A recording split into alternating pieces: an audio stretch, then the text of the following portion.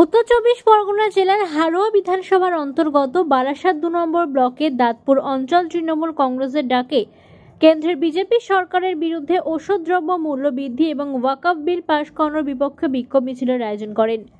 কেন্দ্র সরকার একসঙ্গে প্রায় ৭৫০ ওষুধের দাম বাড়িয়েছে। মঙ্গলবার থেকে ৭৪৮টি অত্যাবশ্যকীয় ওষুধের দাম এক ধাক্কায় ১.৭৪% বাড়িয়েছে, যার মধ্যে রয়েছে সাধারণ প্যারাসিটামল, ডায়াবেটিসের ওষুধ থেকে ক্যান্সার, অ্যানিমিয়ার ওষুধ। এই মূল্য নিয়ে সরব হয়েছেন রাজ্যের মুখ্যমন্ত্রী মমতা বন্দ্যোপাধ্যায়।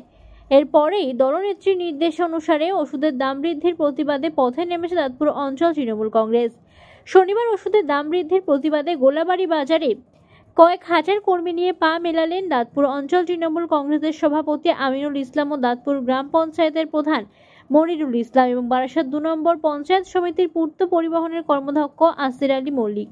দাঁতপুর পঞ্চায়েতের সদস্য স্থানীয় সকল নেতৃত্ব উপস্থিত ছিলেন এবং কেন্দ্র সরকারের বিরুদ্ধে গর্জে উঠেছেন। সাধারণ মানুষের পাশাপাশি মুসলিমদের ওয়াকফ বিল পাশ প্রত্যাহারের পক্ষে সওয়াল করেন। এর পাশাপাশি জানান যে ওয়াকফ বিল পাশ করিয়ে কেন্দ্র সরকার রাজ্যসভা ও লোকসভায় তার তীব্র প্রতিবাদ জানায় এবং বিজেপি সরকার এই বিল এনেছে দেশকে বিভক্ত করার জন্য।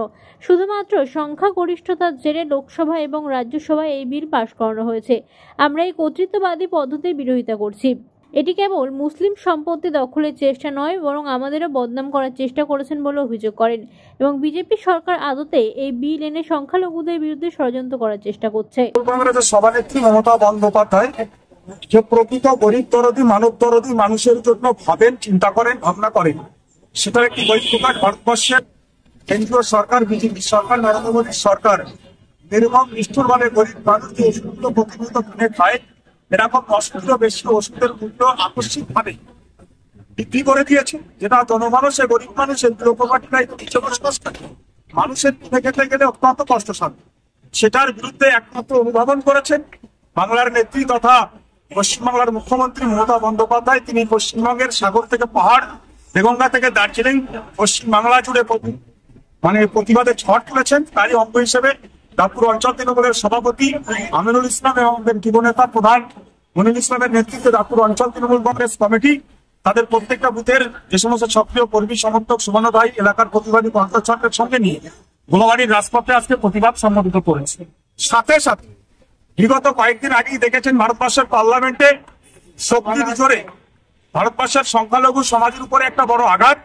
ওয়াকফ বিল নামক একটি সংশোধনী এনে ওয়াকফ সম্পত্তিগুলো কেন্দ্রীয় সরকার হস্তগত করতে চাইছে।